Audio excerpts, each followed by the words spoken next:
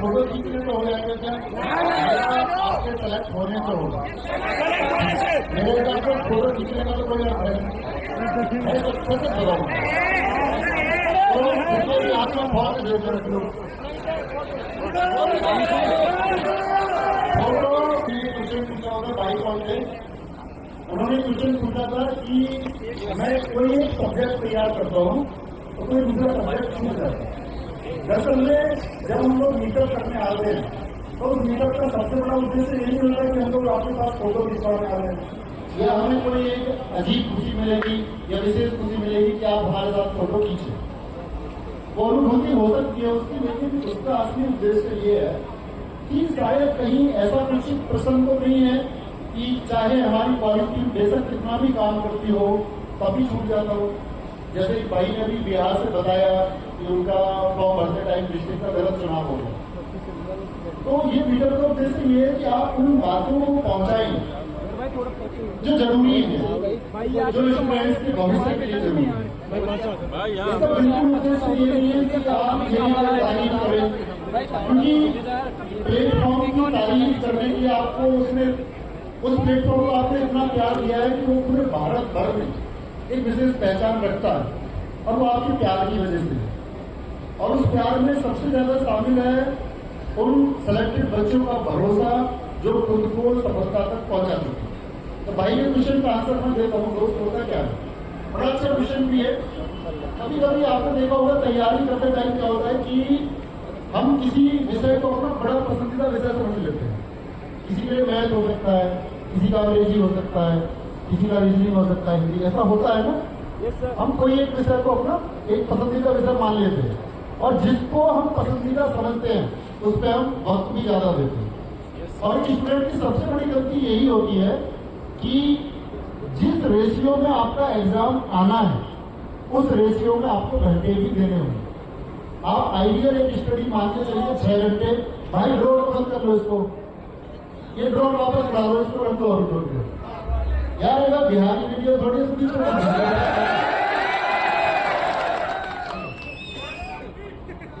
तो सबसे बड़ी कमी ये है कि हम उस बराबर रेशियो में मान के चलिए हम 8 घंटे पढ़ते हैं, बड़े ध्यान से सुनना, और कोई एक एग्जाम लेते हैं जिसमें 100 क्वेश्चन आते हैं, 4 सब्जेक्ट पर 25-25 क्वेश्चन आते हैं, ठीक है। अब हम क्या कर रहे हैं कि हम 8 घंटे में 2-2 घंटे हमको सबको देने चाहिए।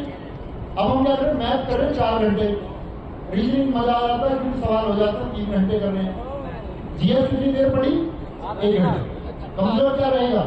अब मान लीजिए किसी का जीएस में इंटरेस्ट है, 4 घंटे जीएस पढ़ी और मैथ पढ़ा 1 घंटे, कमजोर क्या रहेगा, ये गलती। बराबर टाइम दो, और जब लगे कि मेरा जो सब्जेक्ट है इसमें कमांड भर नहीं है, रीजनिंग के लिए 2 घंटे देने की जरूरत नहीं है क्योंकि रीजनिंग को मेरी कमांड बन चुकी है, तो रीजनिंग को 1 घंटे कर दो। अब रीजनिंग का बचा हुआ 1 घंटा किसको देना है, जो सब्जेक्ट कमजोर। हिंदी को या अंग्रेजी को आपको लगता है कि भाई मेरी कमांड बन चुकी है, तो जिस विषय पर आपकी कमांड बन जाए उस समय को उसे दे दो जिस पर आपकी कमांड नहीं है। तैयारी का मूल नियम तो ये है। अगर आप करते रहेंगे ऐसे कि नहीं मुझे मजा आ रहा गणित करने में, और मजे के चक्कर में तुम्हें पता दुनिया बर्बाद है।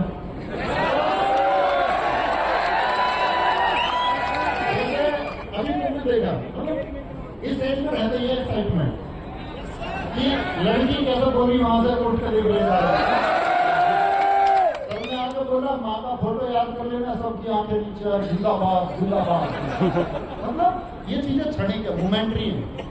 आपको मैं बताऊं कि माँ, पिताजी, घर की हालत, स्थिति जिसको देखनी होती है ना भाई, वो बिगड़ किसी के कहे देखेगा।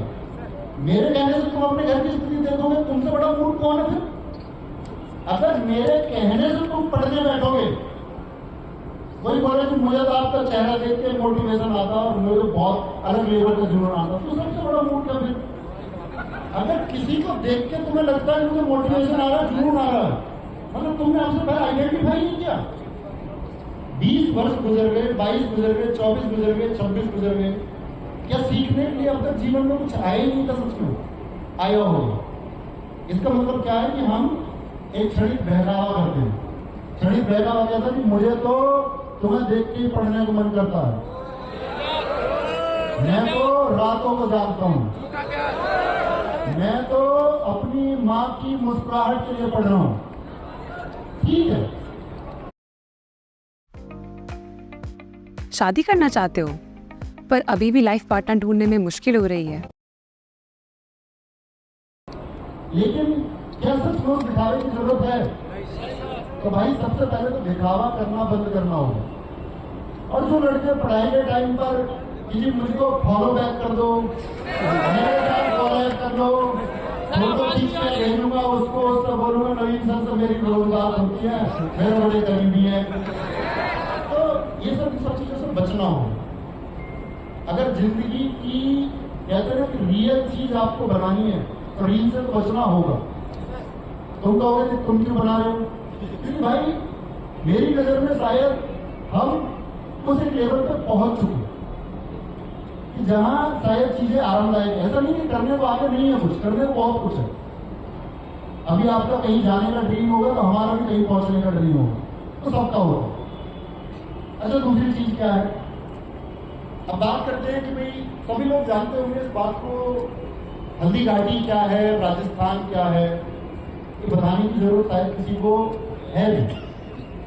और जब हम कभी बताएंगे तो मैं कह दूं कि किसी न किसी का बलिदान छूट भी जाता है। हम किसी एक का नाम लेकर के और किसी एक का नाम लेकर के उसको छोटा नहीं कर सकते। इस देश में, इस राज्य में, इस प्रदेश में हजारों लोगों ने बलिदान दिए हैं, इस पूरे देश में दिए हैं। उन सभी बलिदानों की बात यह थी कि हम सीखते क्या हैं। हम लोग यहाँ राजस्थान में जिक्र कर रहे हैं कि महान महाराणा प्रताप जी का बलिदान क्या है, सब जानते हैं। सीखने की जरूरत है। सीखने की जरूरत यह है कि आपको कभी भी अभाव, आपको कभी भी विपरीत परिस्थिति के आगे घुटने नहीं टेकने। ये महाराणा प्रताप जी ने आपको सिखाया। चर्चित क्यों है या हमारे दिलों में क्यों बसते हैं? क्योंकि विषम परिस्थितियों में भी घुटने नहीं टिका। आप में तो बहुत सारे लोग हैं कि मेरा सिलेक्शन नहीं हुआ, अभी पीछे भाई ने बोला 0.15 से रह गया, 0.25 से रह गया। ऐसा भी हो सकता है कि आप शायद गवर्नमेंट जॉब के लिए सेलेक्ट हो ही ना पाओ, संभव है ना। मैं क्या यहाँ खड़े हो झूठ बोलूं कि आप सबकी नौकरी लग जाएगी, आप लोग इस पर पॉसिबल नहीं है ना। शायद लग जाए सबकी, आप सब होनहार होंगे तो सबकी जॉब भी लग जाए। लेकिन ऐसा भी तो हो सकता है भाई शायद हम लोग गवर्नमेंट जॉब में सेलेक्ट ना हो, इसका मतलब जीवन तो खत्म नहीं होता। एक भाई ने बीच में खड़े होकर बड़ा अच्छा लगा, उसने बोला कि मैं पढ़ता नहीं हूँ, मैं सिंगर हूँ। तो जिंदगी जीनी भी है, प्रेशर क्रिएट नहीं करना दिमाग पे। तो जिसे कोई भी स्थिति है, आप लोग अपनी मेहनत पर ध्यान दो कि भाई मुझे मेहनत करनी है, मैंने ये डिजाइन किया है, ये एग्जाम है, इसका सिलेबस ये है, मेरी चीजें क्या सच में तैयार करने के लिए मैं वो वक्त देता हूं जो देना जरूरी है। सच बताना, जब आप लोग रात को आराम की स्थिति में पहुंचते होंगे, और सच ही बताना मतलब खुद को ग्रेट बनाने की कोशिश नहीं करनी। आप में से कोई भी विचार करता है कि मैंने दिन में आज क्या किया? कितने लोग करते हैं? हाथ उठाए जो रात को सच में विचार करते हो कि मैंने आज सच में क्या किया। अब ऐसा तो 100% सच लोग हाथ उठा रहे होंगे, कुछ लोगों ने हाथ उठाए। तो क्या ये सच में जरूरी नहीं है कि आप अपने पूरे दिन को जो आप बिता चुके हैं उसके बारे में एक बार विचार करें कि जो मैं सोच रहा था मैंने उसके लिए आज काम किया या नहीं किया? सोचना चाहिए। और मेरे दोस्त, जिस दिन सोच करके तुमको ये बेटर फीलिंग आएगी कि हाँ सच में मुझे गवर्नमेंट जॉब में सेलेक्ट होना था और उसके लिए मैंने आज का दिन उसी तैयारी में बिताया है, ये फील आने लगेगा तो आप तैयार हैं। कल आलोक राठी एक साथी का मैसेज आया और मेरी बात हुई उससे पिछली बार दिल्ली पुलिस के रिजल्ट में फेल होने के बाद। उसने बोला कि तुम तो ये कह रहे थे कि सब कुछ कर लिया तो सिलेक्शन हो जाएगा। मैंने कहा भाई सिलेक्शन के लिए मैंने कभी नहीं बोला। आप लोगों ने मेरी क्लासेस देखी होंगी, मैंने कभी ये वादा नहीं किया कि भाई मेरी जीएस पढ़ लोगे तो इतना स्कोर कर दोगे। मैंने ये कहा है हमेशा कि आप यहां से पढ़ते हैं और अगर पूरी तरह से उसको तैयार करते हैं, मैं वादा करता हूं दुनिया में कोई आपकी टक्कर नहीं ले सकता। मैं ये नहीं कहता कि आप पूरा स्कोर कर दोगे, मेरा अपने स्टूडेंट्स पे भरोसा और लोगों ने करके दिखाया भी। कल आलोक राठी से मेरी बात हुई, एसएससी जीडी में 160 में से 160 स्कोर, और कल मुझसे कह रहा हूँ भैया आप कह रहे थे कि कर सकते हैं, तो मैं बस एक कमरे में बंद था। और जब से दिल्ली पुलिस में सफल हुआ तब से इस एग्जाम के लिए पढ़ रहा था, और कल स्टूडियो आएगा तो आपको अपनी सारी स्ट्रेटेजी बताई कर परसों जब भी आएगा बुलाया गया। तो छत पे जैसे तुम बोला कि मैंने खुद को कमरे में अकेला कर लिया। अकेले का मतलब क्या है कि आप जो करना चाहते हो उस लाइफ को जीते भी हो या नहीं। क्या सच में तुम कैपेबल हो वो नौकरी लेने के? हम कह रहे हैं कि हम अपनी मुस्कुराते पिता या मुस्कुराती माँ के चेहरे के लिए सफल होना चाहते हो। तुमको दुनिया के, अगर मैं बात करूं मुस्कुराती माँ और हमको अपने मुस्कुराते पिता का चेहरा देखना, तो किसी की बेटी जो है या हमारी जो बहन है उसका भी सम्मान बनता है कि नहीं बनता? तो झांकने का क्या मतलब होता है? लड़की बोल के झांकते हो। खुद को भाई बेहतर बनाना है।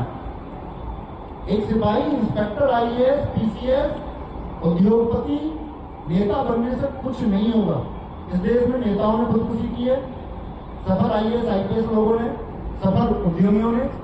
इसका कोई अर्थ नहीं है। अगर खुद को बेहतर नहीं बना पा रहे हो ना, तो फिर उस सफलता का कोई अर्थ नहीं। तो पोटेंशियल तुम्हारे अंदर होना चाहिए। मेरी गर्दन नहीं घूमेगी मतलब नहीं घूमेगी, और दुनिया में ऐसी कोई ताकत नहीं बनी। ये महाराणा प्रताप जी ने आपको सिखाया कि मैं अगर गर्दन नहीं घुमाऊंगा तो नहीं घुमाऊंगा, मैं पीछे नहीं हटूंगा तो नहीं हटूंगा। मेरी गर्दन तुम काट के ले जा सकते हो, लेकिन गर्दन मेरी तुम घुमा नहीं सकते। लोग परेशान हो रहे हैं। मोहल्ले में किसी ने बताया कि मैं लाइब्रेरी में जाता हूँ, और उनकी चर्चा दरअसल में लाइब्रेरी का पूरा दिन तैयारी में नहीं गुजरा। उसका दिन गुजरा तेरा मॉक में कितना स्कोर है, मेरा मॉक में कितना स्कोर है, पिछले मॉक में कितना था, अगले मॉक में कितना होगा। दूसरे के स्कोर से नहीं डरना, दूसरे को अपने साथ बढ़ाओ। अगर तुम्हारे अंदर ताकत है ना, उसको भी तैयारी करो। गलत तरीके से नहीं कि ये नीचे हो जाए, इसको मिसगाइड कर दूं मैं। महाराणा प्रताप जी का एक अनसुना किस्सा मैं आपको सुनाता हूं कि महाराणा प्रताप जी जब हल्दी घाटी का युद्ध है 1576 से पहले, इसके 10 दिन पहले की बात है, बहुत कम लोगों ने सुनी होगी, तो लोगों ने मानसिंह की खबर दे दी महाराणा प्रताप को कि जी मानसिंह निहत्ता है और रैकी करने आया है, कुछ स्थितियों का पता लगाने आया है। आप सब जानते हैं कि महाराणा प्रताप जी का मैसेज सिर्फ वीरता का मैसेज नहीं है। महाराणा प्रताप जी ने इस देश को मैसेज दिया है कि आपको हर वर्ग के व्यक्ति को अपने साथ लेना होगा। उनके साथ भील, राजा, हर जाति, हर धर्म का व्यक्ति है। आप लोग जातियों में, धर्मों में बटे हुए हो। करनी है हमको पढ़ाई है, हम खुद को बांटे हुए हैं। कहां पर? जाति, धर्म, इन चीजों पर हमारा डिस्कशन होता है, डिबेट होती है। महाराणा प्रताप जी ने मैसेज दिया कि मेरे साथ भील से लेकर के हर वर्ग का व्यक्ति है। तो लोग कहते हैं कि मानसिंह आज निहत्ता है, इसको बाहर देते हैं, इसको गिरा देते हैं। बोला नहीं, निहत्ते को नहीं मारे, जिसके पास शक्ति नहीं है उसको नहीं मारेंगे। कल हल्दी घाटी के युद्ध में लड़ेंगे, और कहते महाराणा प्रताप जी के पास, आप लोगों को पता होना चाहिए, हमेशा 2 तलवारें थी कि कभी कोई व्यक्ति निहत्ता हो जाए तो उसको भी तलवार दे देंगे। ये पोटेंशियल। आप अगर इस बात से खुश हो रहे हैं ना, आपके जो दोस्त है वो पढ़ाई में कमजोर हो रहा, नहीं, उसको भी तलवार देंगे। तो वीर वो है, अगर मैं कहूं उत्साह उसके अंदर है जो अपने परिवार को शारीरिक, सामाजिक और आर्थिक मजबूती दे सकता है। आपका परिवार सुरक्षित कब होगा? जब आप आर्थिक रूप से मजबूत हो, जब आप शारीरिक रूप से मजबूत हो। एक भाई ने बीच में बोला था इधर कि जी आपने एक सवाल आपने इतनी बता दी तो हम फिजिकल के लिए नहीं गए। सुनी थी आपने भी ये बात? सुनी हो? अच्छा ये पूछो तुम, ऐसा भी माइंडसेट क्या हो सकता है अगर वो सारे बच्चे जो कहने से नहीं गए फिजिकल देने, अगर वो सच में चले जाते सब फिजिकल देने, जो ये कह रहे हैं कि मेरा स्कोर इतना था, 75 था, 78 था, मैं तो 72 था, 70 था, आपकी वजह से नहीं गया, अगर वो सारे चले जाते, दौड़ लगा देते सारे, तो क्या मेरिट ऊपर नहीं जाती? तब भी रहते ना। तो आप दूसरे साइड क्यों नहीं सोचते?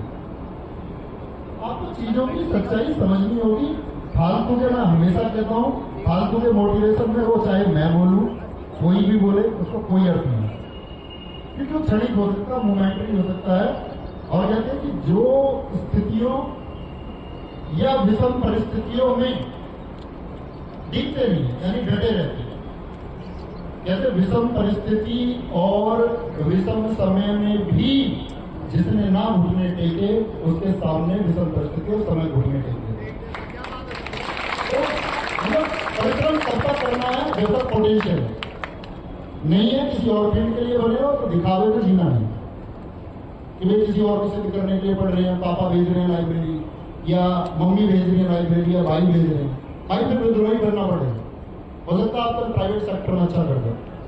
ये बिल्कुल जरूरी नहीं है कि हम गवर्नमेंट जॉब के लिए प्रिपरेशन कराते हैं तो आपका भविष्य सिर्फ सरकारी नौकरी है, ऐसा बिल्कुल जरूरी नहीं है।